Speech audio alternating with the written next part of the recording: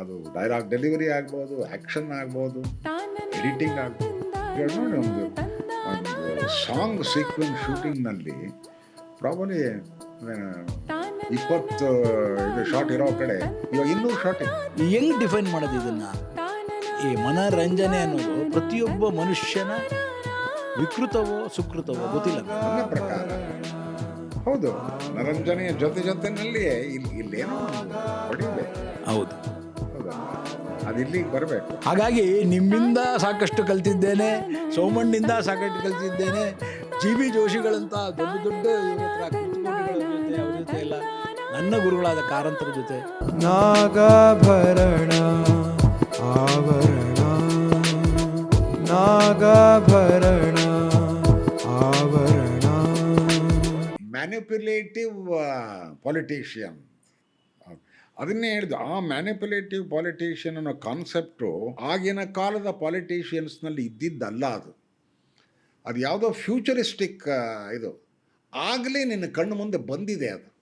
ಅದು ಹೇಗೆ ಬಂತು ಏನು ಕತೆ, ಅದು ನಿಮಗೆ ಬಿಟ್ಟಿದ್ದು ಎಲ್ಲ ಗೊತ್ತಿಲ್ಲ, ಕಂಡಿದ್ದಂತೂ ಉಂಟು. ನನಗೆ ಶ್ರೀರಾಮ್ ಹೇಳಿದಾಗ ಸರ್ಪ್ರೈಸ್ಡ್. 1988 ಮಾಡಿದ್ದು ನಾವು. 1992ನಲ್ಲಿ ಗಲಾಟೆ ಆಗಿದ್ದು ರಾಮ ಮಂದಿರದ್ದು.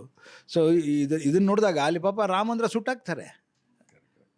ರಾಮದಾಸ ಪಾಪ ಆಸೆ ಪಟ್ಟು ಒಂದು ರಾಮ ಮಂದಿರ ಕಟ್ಟಬೇಕು ಅಂತ ಜೋಳಿಗೆ ಹಿಡಿದು ಎಲ್ಲ ಕಲೆಕ್ಟ್ ಮಾಡಿ ಕಟ್ಟೋದಕ್ಕೆ ಹೋಗಿರ್ತಾನೆ. ಪ್ರತಿಯೊಬ್ಬರು ಅದನ್ನು ಚೆನ್ನಾಗಿ ಹೇಳ್ತಾನೆ ಅವನು. ಪ್ರತಿಯೊಬ್ಬರು ರಾಮನನ್ನು ಹೃದಯದಲ್ಲಿ ಇಟ್ಕೊಂಡವರೆಲ್ಲ ಇದರಲ್ಲಿ ಬರಬೇಕು ಅನ್ನೋದನ್ನು ಹೇಳ್ತಾರೆ. ಸೊ ಹೇಗೆ ಒಂದು ಸಮನ್ವಯ ಸಮಾಜ ಒಂದು ಕಟ್ಟಬೇಕು ಅಂತ ಹೊರಟಿರ್ತಾರೆ, ಅದನ್ನು ಈ ಯಾವುದು ಬೆಂಗಳೂರಿನ ಕಲ್ಲಿನ ಪಾಲಿಟಿಕ್ಸ್, ಬೆಂಗಳೂರಿನ ಕಲ್ಲಿನ ಬಿಲ್ಡಿಂಗ್ನವರು ಹೇಗೆ ಹೊಡೆದಾಕ್ತಾರೆ ಅದನ್ನು ಪಾಲ್ ಯಾವಾಗಲೂ ಅದನ್ನು ಡೈಲಾಗಲ್ಲಿ ಹೇಳ್ತಾನೆ. ನಾನು ಬೆಂಗಳೂರು ಕಲ್ಲಿನ ಬಿಲ್ಡಿಂಗಲ್ಲಿ ಕೂತ್ಕೊಂಡು ನಾನಪ್ಪ ಉತ್ತರ ಕೊಡಬೇಕು. ಉತ್ತರ ಕೊಡೋದಲ್ಲಿ ಅದು ಕಲ್ಲಿನ ಬಿಲ್ಡಿಂಗೇ, ಅದಕ್ಕೆ ಹೃದಯನೇ ಇಲ್ವಲ್ಲ. ಸೊ ಈ ರೂಪಕಗಳನ್ನು ಕೂಡ ಭಾಳ ಚೆನ್ನಾಗಿ ಬಳಸ್ಕೊಂಡು ಡೈಲಾಗ್ಗಳಲ್ಲಿ ಇತ್ಯಾದಿ. ಅದಕ್ಕೋಸ್ಕರ ಹಿ ವಾಸ್ ವೆರಿ ಪರ್ಟಿಕ್ಯುಲರ್. ಅವನು ಬರೆದಿದ್ದನ್ನೇ ಹೇಳಬೇಕು ಅಂತ.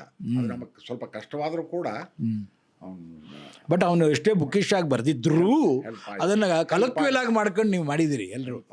ಲಾಸ್ಟಲ್ಲಂತೂ ಆ ಸ್ಫೋಟದ ಮೀನಿಂಗ್ ಹೇಳುತ್ತೆ, ಎಷ್ಟು ಚೆನ್ನಾಗಿ ಹೇಳ್ತಾನೆ ಇದರಲ್ಲಿ. ಎಂಡಲ್ಲಿ ಲಾಸ್ಟ್ ಶಾರ್ಟಲ್ಲಿ ಭಾಳ ಚೆನ್ನಾಗಿ ಅದು ಕನ್ಕ್ಲೂಡ್ ಆಗುತ್ತೆ. ಮನಸ್ಸಿನೊಳಗೆ ಅದುಮಿಟ್ಟ ಲಾವಾರಸ ಒಂದಲ್ಲ ಒಂದಿನ ಆಸ್ಫೋಟವಾಗಲೇಬೇಕು. ಒಂದು ಅರ್ಥದಲ್ಲಿ ನನಗೆ ಸಾಹಿತ್ಯ ಮತ್ತು ಸಾಹಿತ್ಯಿಕ ಜವಾಬ್ದಾರಿಗಳನ್ನು ಒಂದು ಚಲನಚಿತ್ರ ಎಷ್ಟು ಚೆನ್ನಾಗಿ ನಿಭಾಯಿಸಬಹುದು ಅನ್ನೋದರ ಒಂದು ಉದಾಹರಣೆಯಾಗಿ ಆ ಸ್ಫೋಟ ನಿಲ್ಲುತ್ತೆ. ಜಾತ್ಯತೀತತೆ ಇವುಗಳೆಲ್ಲದರ ಮಧ್ಯದಲ್ಲಿ ಈಗ ಒದ್ದಾಡ್ತಿರುವ ನಮ್ಮ ಸಮಾಜಕ್ಕೆ ಅದನ್ನು ಮಿಸ್ಯೂಸ್ ಮಾಡುವಂತಹ ಕಾನ್ಸೆಪ್ಟ್ಗಳು ಗ್ಲೋರಿಫೈ ಮಾಡಿ, ಯಾವುದು ಗ್ಲೋರಿಫೈ ಮಾಡಿ, ಯಾವುದು ವೈಭವೀಕರಣ ಇಲ್ಲ. ಫ್ಯಾಕ್ಚುವಲ್, ರಿಯಲಿಸ್ಟಿಕ್, ಬಿಲೀವಬಲ್ ಅಷ್ಟೇ. ಇಷ್ಟು ಇತ್ತು ಅದರೊಳಗೆ. ಹಾಗಾಗಿ ಅದು ಗಟ್ಟಿಯಾಗಿ. ಸೊ ಆ ಸ್ಫೋಟವನ್ನು ನಾವು ಒಂದು ಸಿನಿಮಾವಾಗಿ ನೋಡೋದಕ್ಕಿಂತ ಒಂದು ಸಾಂಸ್ಕೃತಿಕವಾದ ಒಂದು ಬದಲಾವಣೆಯ ಪ್ರಯೋಗ ಅಂತ ನೋಡೋದಾದರೆ, ಸಿನಿಮಾದಲ್ಲಿ ಈ ರೀತಿಯ ಜವಾಬ್ದಾರಿಯುತ ಬದಲಾವಣೆಗಳು ಆಗಬೇಕಾಗಿದ್ದು ಇವತ್ತು ನಿಜವಾಗ್ಲೂ ಬೇಕಾದಂಥದ್ದು. ಅದು ಆಗ್ತಾ ಇಲ್ಲ ಅನ್ನೋದೇ ದೊಡ್ಡ ಇದು. ಯಾಕೆಂದರೆ ಸಿನಿಮಾ ಅಂದ್ಕೂಡಲೇ ಮನರಂಜನೆ ಅನ್ನುವಂತಹ ಕಲ್ಪನೆಗೆ ಬಂದುಬಿಟ್ಟಿದ್ದೇವೆ. ಬರೀ ಮನರಂಜನೆಗಾಗಿ ಸಿನಿಮಾ ಅನ್ನೋ ಕಾನ್ಸೆಪ್ಟೇ ತಪ್ಪು ಅದು ಅಂತ ನಾನು ಹೇಳೋದು. ಬಟ್ ಅನೇಕರು ಅದನ್ನು ಒಪ್ಕೋತಾರೆ, ಅದು ಬೇರೆ ವಿಷಯ. ನನ್ನ ಪ್ರಕಾರ ಹೌದು, ಮನರಂಜನೆಯ ಜೊತೆನಲ್ಲಿಯೇ ಇಲ್ಲೇನೋ ಒಂದು ಹೊಡಿಬೇಕು. ಹೌದು, ಹೌದಲ್ವಾ, ಅದು ಇಲ್ಲಿಗೆ ಬರಬೇಕು. ಅದು ನಮ್ಮ ಕೃತಿಯಲ್ಲಿ ಕಾಣಬೇಕು. ಅದು ಸಾಧ್ಯ. ಅದು ಖಂಡಿತ ಅಷ್ಟು ಪವರ್ಫುಲ್ ಮೀಡಿಯಮ್ ಇದೆ, ಅದು ಸಾಧ್ಯ. ಆ್ಯಕ್ಚುಲಿ ನನಗೆ ಈ ಮನರಂಜನೆಯ ಡೆಫಿನೇಷನ್ ಕೈಗೆ ಸಿಗ್ತಾ ಇಲ್ಲ. ಹೆಂಗೆ ಡಿಫೈನ್ ಮಾಡೋದು ಇದನ್ನು? ಈ ಮನರಂಜನೆ ಅನ್ನೋದು ಪ್ರತಿಯೊಬ್ಬ ಮನುಷ್ಯನ ವಿಕೃತವೋ ಸುಕೃತವೋ ಗೊತ್ತಿಲ್ಲ ನನಗೆ.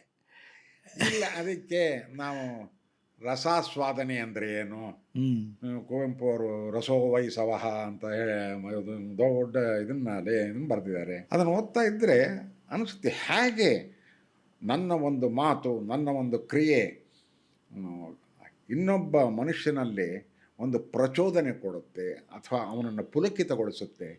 ಹೇಗೆ ಅದು ರಸಾನುಭವ ಆಗುತ್ತೆ, ಆ ರಸಾಸ್ವಾದನೆ ಅಂದರೆ ಏನು, ಹೇಗಾಗಬೇಕು, ಇವೆಲ್ಲ ನನ್ನ ಕಾವ್ಯ ಮೀಮಾಂಸೆನಲ್ಲಿ ಇರೋದು. ಇದನ್ನು ನಾವು ಅರ್ಥನೂ ಮಾಡ್ಕೋಬೇಕಾಗುತ್ತೆ ಸ್ವಲ್ಪ ಮಟ್ಟಿಗಾದರೂ. ನಾವೇನು ಕಾವ್ಯಮೀಮಾಂಸೆಯ ಮೇಷ್ಟ್ರಾಗಬೇಕಾಗಿಲ್ಲ. ಇಲ್ಲ ಇಲ್ಲ, ಅದು ಏನು ಅನ್ನೋದನ್ನಾದರೂ ಸ್ವಲ್ಪ ಆದರೂ ಅರ್ಥ ಮಾಡ್ಕೋಬೇಕು. ಗೊತ್ತರೆ ಅದು ಅನುಭವಜನ್ಯವಾಗಿ ಹೊರಗಡೆ ಬರುತ್ತೆ. ಈಗ ಬದುಕಿನ ಮೀಮಾಂಸೆ ಬೇರೆ ಆಗ್ಬಿಟ್ಟಿದೆಯಲ್ಲ, ಸೆನ್ಸೇಷನ್ ಎಲ್ಲವೂ ತುದಿಯಲ್ಲಿ ಸೀಟ್ನ ತುದಿಯಲ್ಲಿ ಕುಳಿಸಿರ್ಬೇಕು ಅನ್ನುವಂಥ ಸೆನ್ಸೇಷನ್. ನಮ್ಮ ಸಿನಿಮಾದಲ್ಲಿ ನಾನು ಬಹಳ ಕಷ್ಟಪಡ್ತಿರೋದು ಯಾವುದು ಅಂತ ಅಂದರೆ ಲ್ಯಾಗ್ ಆಗ್ತಿದೆ ಸರ್. ಐ ಡೋಂಟ್ ನೋ, ನೀವು ಇತ್ತೀಚಿನ ನನ್ನ ಸಿನಿಮಾಗಳನ್ನು ನೋಡಿದರೆ ನಾನು double quick time dialogue delivery ಮಾಡ್ತೀನಿ. ಟಕ ಟಕ ಟಕ. I feel bad. ಯಾಕೆಂದರೆ ಯಾವುದೂ ರಿಜಿಸ್ಟರ್ ಆಗಲ್ಲ, ಸೆಂಟೆನ್ಸ್ ಕಂಪ್ಲೀಟ್ ಆಗುತ್ತೆ ಅಷ್ಟೇ.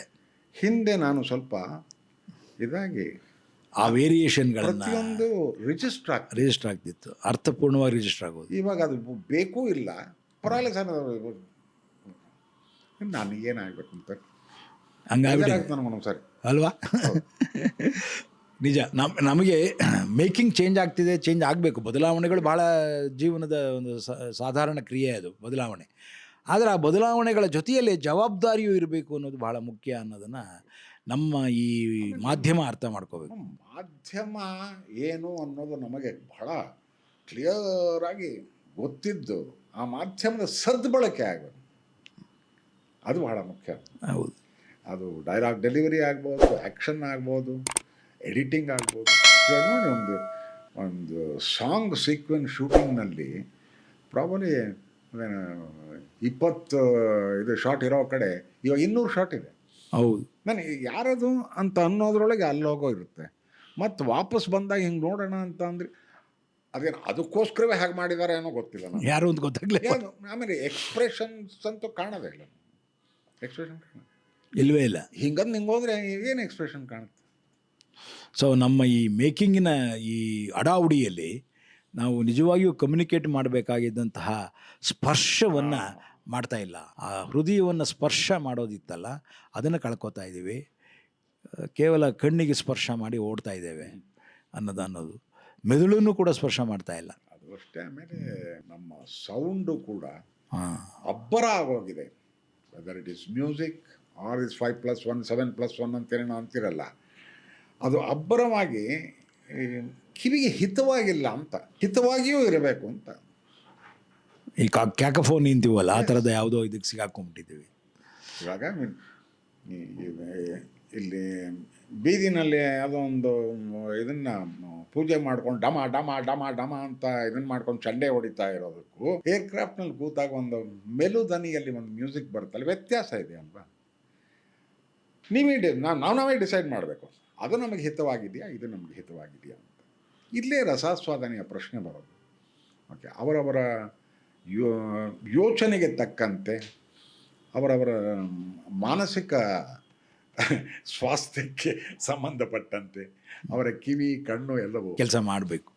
ಒಟ್ಟಿನಲ್ಲಿ ಆಸ್ಫೋಟದಂತಹ ಒಂದು ಚಿತ್ರದ ಮುಖಾಂತರ ನಮ್ಮ ನೆನಪುಗಳನ್ನು ನಾವು ಮತ್ತೆ ಯಾವಾಗ ಮರುಹುಟ್ಟು ಅಂತ ಕರಿತೀವಲ್ಲ, ಸೊ ಆ ಮರುಹುಟ್ಟನ್ನು ಪಡ್ಕೊಂಡಿದ್ದೇವೆ. ಈ ರೆಜ್ಯುಮಿನೇಷನ್ ಅಂತ ಏನಿದೆ ಅದನ್ನು ಮತ್ತೆ ಪಡಿತಾ ಇದ್ದೇವೆ. ಮತ್ತು ಇನ್ನೊಂದಷ್ಟು ಕೆಲಸಗಳನ್ನ ಮಾಡೋದಕ್ಕೆ ಸ್ಫೂರ್ತಿಯನ್ನು ಪಡಿತೇವೆ. ಅದು ಸಾಧ್ಯ ಇದೆ. ಯಾಕೆಂದರೆ ಪ್ರೇಕ್ಷಕನಿಗೆ ಇವತ್ತು ಬೇಕಾಗಿರೋದು ಈ ದಾಖಲೀಕರಣದಿಂದ ಅವರಿಗೇನಾದರೂ ಉಪಯೋಗ ಆದರೆ ಮುಂದಿನ ಪೀಳಿಗೆಯವರು ಮೇಕಿಂಗಲ್ಲಿ ಇನ್ನೊಂದಷ್ಟು ಯೋಚನಾಬದ್ಧರಾಗಿ ಕೆಲಸ ಮಾಡಿದ್ರೆ ಒಳ್ಳೊಳ್ಳೆ ಸಿನಿಮಾಗಳು ಬರುತ್ತೆ ಅನ್ನೋ ನಂಬಿಕೆ ಮೇಲೆ. ಯಾಕೆಂದರೆ ನೀವು ಯಾವಾಗಲೂ ಹೇಳ್ತಿರ್ತೀರ, ಕಲೆ ನಿಂತ ನೀರಲ್ಲ, ಅದು ಹರಿಯುವ ಜರಿ ಇದ್ದ ಹಾಗೆ. ಆದರೆ ಅದು ಸೇರಬೇಕಾಗಿರೋದು ಸಮುದ್ರನೇ, ಅಂದರೆ ಪಬ್ಲಿಕ್, ಪ್ರೇಕ್ಷಕ ಇತ್ಯಾದಿಗಳನ್ನೇ. ಸೊ ಅವರನ್ನು ಆದರೆ ಅದು ಕಾಣದ ಕಡಲಿಗೆ ಅಶ್ವತ್ಥ ಆ ಕಾಣದೇ ಇರೋ ಕಡಲನ್ನು ಇವತ್ತೇ ನಾನು ಕಂಡುಕೊಂಡ್ರೆ ಅದಕ್ಕೆ ತಕ್ಕಂತೆ ನನ್ನನ್ನು ನಾನು ಮುಂದುವರಿಸ್ಕೊಂಡು ಹೋಗ್ಬೋದು, ಹರಿಬೋದು.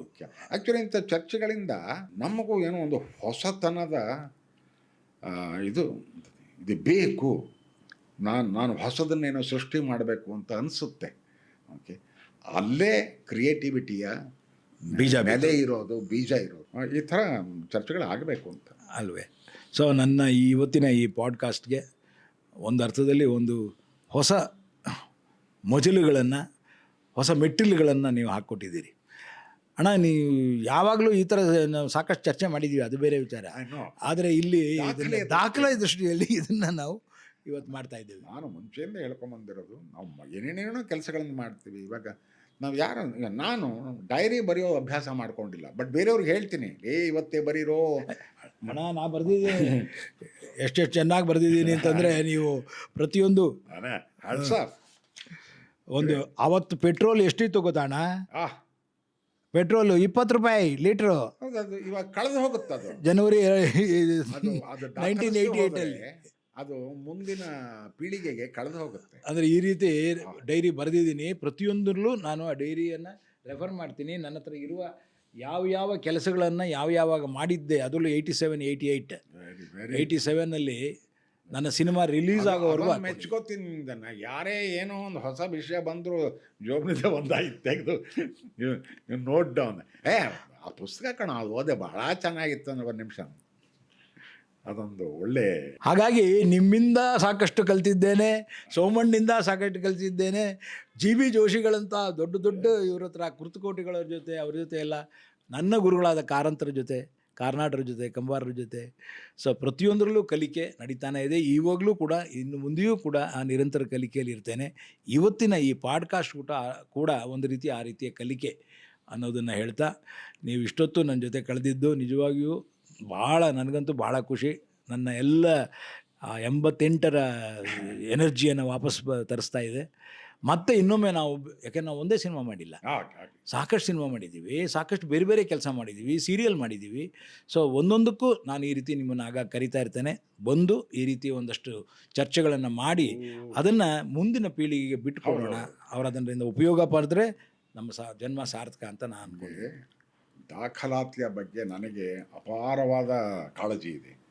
ನಾವು ಏನೇ ಮಾಡಿದರೂ ಕೂಡ ಅದರ ದಾಖಲಾತಿ ಇನ್ನು 10 ವರ್ಷ ಆದಮೇಲೆ, 20 ವರ್ಷ ಆದಮೇಲೆ ಮುಂದಿನ ಪೀಳಿಗೆಗೆ ಸಿಗಬೇಕು. ಹೌದು, ಅನೇಕ ಆ ರೀತಿಯ ವಿಷಯಗಳು ಕಳೆದು ಹೋಗಿವೆ. ಇವತ್ತು ಇದಿದೆ ಅಂಥದ್ದು, ವಿಡಿಯೋಸ್ ಇದೆ. ಆಗ ಏನೋ ನಾನೇ ಬಿದ್ದಳದ್ದು ಫೋಟೋ ಇಲ್ಲ, ಅಲ್ಲೇನೋ ಬಹಳ ಕಷ್ಟಪಟ್ಟಿಲ್ಲ, ಒಂದು ಆಡಿಯೋ ರೆಕಾರ್ಡಿಂಗ್ ಇತ್ತು, ಸಿಕ್ತಾ ಮಾಡಿದ್ದು. ಅದು ಸಿಕ್ಕಿದ್ದು ಪಾಪ ನಮ್ಮ DC ನಾಗೇಶ್, ಕೊಡಿ ಸರ್ ನಾನು ಮಾಡಿಕೊಡ್ತೀನಿ ಅಂತ ಅಂದು ಅದನ್ನು ಒಂದು ಇದನ್ನು DVD ಮಾಡಿಕೊಟ್ಟಿದ್ದಾನೆ. ಅದು ಒಂದೇ ದಾಖಲೆಯಾಗಿ ಉಳಿದಿರೋದು. ಸೇಮ್ ಅದಕ್ಕೆ ನನಗೆ ಹಾಸ್ಪಿಟಲ್ ಸ್ಟಿಲ್ ಸಿಗ್ತಿರ್ಲಿಲ್ಲ. ಅದಕ್ಕೆ ಅದನ್ನು ದಾಖಲೆ ಬಗ್ಗೆ ಎಲ್ಲರಿಗೂ ಕೂಡ ಗಮನ ಇರಬೇಕು. ಅದು ದಾಖಲಿಸ್ತಾ ಹೋಗಬೇಕು. ಅದು ಪ್ರತಿಯೊಂದು ಮುಂದಿನ ಪೀಳಿಗೆಗೆ ಬರಬೇಕು. ನಿನ್ನೆ ಕೂಡ ಸುರೇಶ್ ಹಾನಗಳ್ಳಿ ಹೇಳ್ತಾ ಇದ್ದ ಸಮುದಾಯ 50 ಸೆಲೆಬ್ರೇಷನ್, ಸರ್ ನೀವು ಇದು ಅಂಥದ್ದು ಕನ್ನಡ ಭಾರತಿ ಸಂಸ್ಥೆ ನಾವೆಲ್ಲ ಕಣ್ಣಾರೆ ಕಂಡಿದ್ದು, ಅದ್ರ ಬಗ್ಗೆ ದಾಖಲಾತಿ ಮಾಡಬೇಕು ಸರ್ ಅಂತ ನೋಡ್ತಾ ಇದ್ದೀನಪ್ಪ ಒಂದಿಷ್ಟು. ಸೊ ಒಟ್ಟಿನಲ್ಲಿ ಈ ಪಾಡ್ಕಾಸ್ಟ್ ಮುಖಾಂತರ ಪ್ರೇಕ್ಷಕನಿಗೂ ಒಂದು ಜವಾಬ್ದಾರಿ ಇದೆ. ಕೇವಲ ಇದನ್ನು ನೋಡಿ ಅಷ್ಟೇ ಅಂತಲ್ಲ, ಇನ್ನಷ್ಟು ಜನಕ್ಕೆ ಅದನ್ನು ಸಬ್ಸ್ಕ್ರೈಬ್ ಮಾಡಿ, ಶೇರ್ ಮಾಡಿ, ಲೈಕ್ ಮಾಡಿ, ಸೊ ದ್ಯಾಟ್ ಇದೊಂದು ರೀತಿ ಹೊಸ ಯೋಚನೆಗಳಿಗೆ ಅವರಿಗೆ ಹಚ್ಚೋ ಹಾಗೆ ಮಾಡಿ, ಮುಂದಿನ ಪೀಳಿಗೆಗೆ ಇದು ತಲುಪೋ ಹಾಗೆ ಮಾಡಿ ಅಂತ ನಿಮ್ಮನ್ನು ಕೇಳ್ಕೋತಾ ನಮ್ಮ ಈ ಮಾತುಗಳನ್ನು ಈ ಸಂಚಿಕೆಗೆ ಮುಗಿಸ್ತಾ ಇದ್ದೇನೆ. ಮುಂದಿನ ಸಂಚಿಕೆಗಳಲ್ಲಿ ಮತ್ತೆ ಭೇಟಿಯಾಗೋಣ. ನಮಸ್ಕಾರ, ಶುಭ ನಮಸ್ತೆ.